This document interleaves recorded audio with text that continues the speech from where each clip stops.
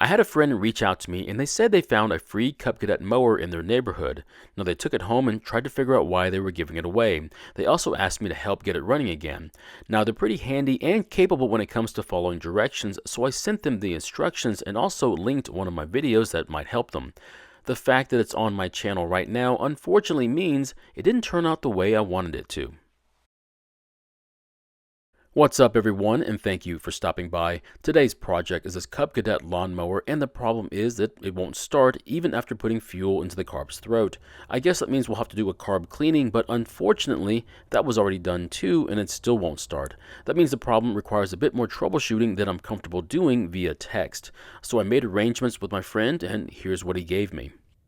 Now, I'm going to try and repair this mower, however, it may not be the exact repair you need to make to yours. We'll explore other options later in the video. Now, we're only going to mention what these other options could be. We don't have enough time to look into them, but if you need more information on these options, you're welcome to ask as many questions as you need to. I'm not sure how you feel about Cub Cadet mowers, but I find them to be pretty well equipped with not commercial grade parts, but I do feel like you get a fair amount for your money. The engine, however, I'm kind of on the fence about. This is a power mower engine, and even though it's a decent engine, it doesn't have the pedigree like a Briggs or a Honda has, but for being several years old, it looks like it's held up pretty well. Now, I was informed that the top cover was missing all of its screws, so it's kind of loose, but I'm not going to worry about that just yet. I'm guessing the previous owner had something to do with this. The first thing I want to do is try and see what it does and doesn't do when I try and start it, and it's always a good idea to check the oil level first before doing this. It's really helpful that there's a sticker reminding you of what type of oil to use and, more importantly, how to check the oil. The issue is that no matter how many stickers they put on a machine, most people just seem to overlook them. The most important step is to remember to wipe the stick first, and on this machine, to press it against the threads and not screw it in. Unfortunately, it looks as though there's absolutely no oil on the stick, so I guess it was a good thing they couldn't get this mower running. Now, I don't know how much oil is already in the engine, so I'm going to slowly pour some into it and hopefully not spill too much of it. Now, without a breather tube for the air to escape, if you put too much in, it will fill the tube up and overflow it. Now, when checking the oil again, you're going to have to repeatedly check it because the oil in the fill tube will give you an inaccurate reading the first and possibly the second time. I hate to say it, but in real time, I think it took me a couple of minutes just to add several ounces of oil to this engine. Just don't make the opposite mistake of adding too much oil to the engine either. So there was some gasoline in the tank, but I'm going to add just a bit more just to make sure there's plenty in there. My friend also assured me that the fuel they were using was fresh as well. Now this engine has a lever that you have to pull to activate the choke. I don't know if they knew about it, but I guess we'll find out soon enough.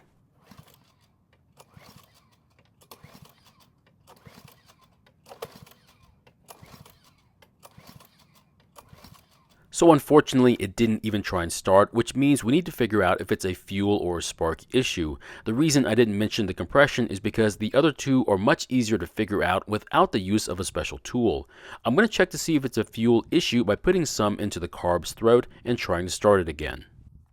The air filter looks to be brand new, so at least we know the engine is getting plenty of air. Now I can also see that the choke flap is closed while in the choke position, which is exactly what's supposed to happen. But for this test, we need to open the flap so we can put fuel into the carb's throat.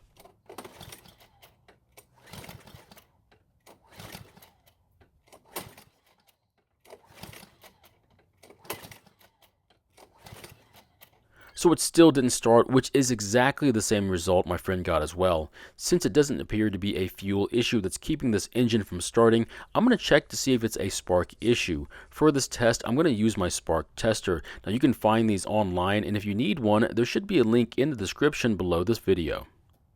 Now to use the tester, just install it in line with the spark plug in the boot, then in a shady area, either use your phone to record or have someone help you, either by watching the tester or pulling the rope. You'll know that you have spark when you see an orange glow in the tester.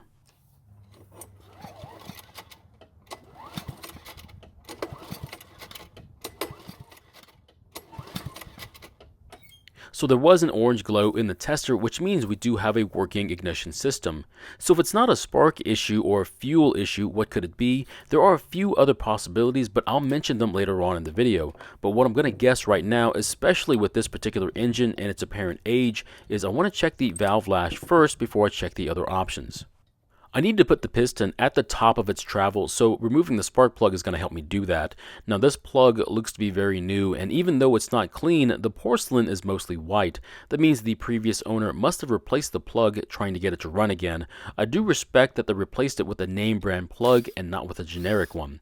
We also need to remove the valve cover, which will also let us know when the piston is on the compression stroke. Once the cover is off, I'll spin the blade, which will then rotate the engine so I can move the piston to top dead center. This is also when I notice that the blade is on upside down. I won't worry about it right now because I just need to rotate the engine with it. To help feel when the piston is at the top, I'm going to use a screwdriver. Now you don't need to lift up the mowing deck to do this, I'm just doing it for a demonstration. Once the piston is at top dead center, the rocker arms should feel pretty loose, which is the way they're supposed to be. However, we need to measure the clearance between the rocker arm and the top of the valve stem, which I suspect is the reason why this engine isn't starting. Now, the rocker arm towards the top is for the intake valve, and the one near the bottom is for the exhaust. It's hard to tell, but if you look at it from a lower angle and straight on, you should be able to see that the intake and exhaust ports line up with their respective valves. To measure the clearance, you're going to need to use a feeler gauge. Now you can find these online and they're also very affordable at only several dollars. If you need some, there should be a link in the description below this video.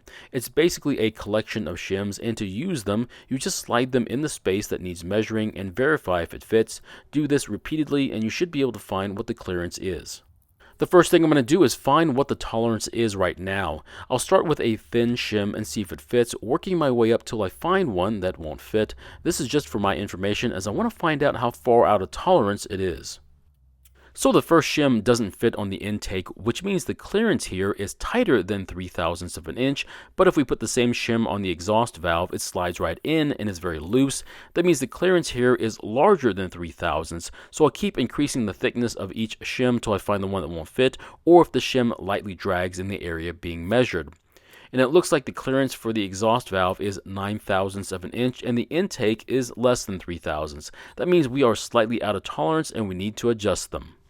So according to the specs, the valve lash is supposed to be 4 to 6/1000ths of an inch for the intake and 6 to 8/1000ths for the exhaust, but out of habit, I'm going to set it to 5/1000ths of an inch.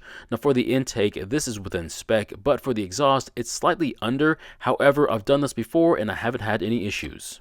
To adjust the clearance, we need to keep the larger nut from turning while we loosen the smaller jam nut.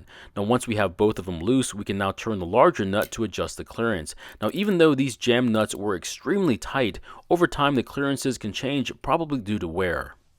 Since the clearance was too tight on the intake, I need to turn the larger nut counterclockwise to increase the clearance. I'll then slide the shim under the rocker arm and then gradually tighten the nut till I start to feel the shim start to drag under the rocker. Once it starts to drag, I'll then tighten the smaller jam nut. Once it's set, make sure you check the clearance one more time because sometimes as you turn the jam nut, it has a tendency to change your setting. In this case, there seems to be a bit more drag than before, so I'll turn the nut just a hair counterclockwise, and of course, I'll check it one more time just to be sure. This time, there's just enough drag, so I'll do the same thing to the exhaust rocker arm. While I was reading the owner's manual for this engine, I saw a lot of good information, but I didn't see a maintenance schedule for inspecting the valve lash. It's unfortunate, but the only time they mention this issue is in the troubleshooting section when you have a starting problem. The recommended solution was to have a technician diagnose the issue. After the clearances have been adjusted, I'm going to rotate the engine again to top dead center and check them one more time, and after they check out, I'll move on to the next issue. Now, it's not a big deal, but I'm going to put some screws to hold down the plastic cover to the engine, that way it won't vibrate while it's running. So we're finally done with what we need to do under the valve cover. That means we get to button up this part of the engine. If you happen to damage the valve cover gasket when you took yours off, you could get away with using some sort of gasket maker in the area that was damaged. Otherwise, a new gasket is impossible to find. If I happen to damage mine, I would probably make a new one using gasket paper or possibly even using the cardboard from a cereal box. The last thing we need to do is flip the blade right side up. Now you can still mow your lawn with the blade on upside down, but I don't think the cut will be very good because we'll be using the blunt end of the blade, and the mulching ability will be really bad as well. Now once it's back on the ground, we'll try to start it one more time.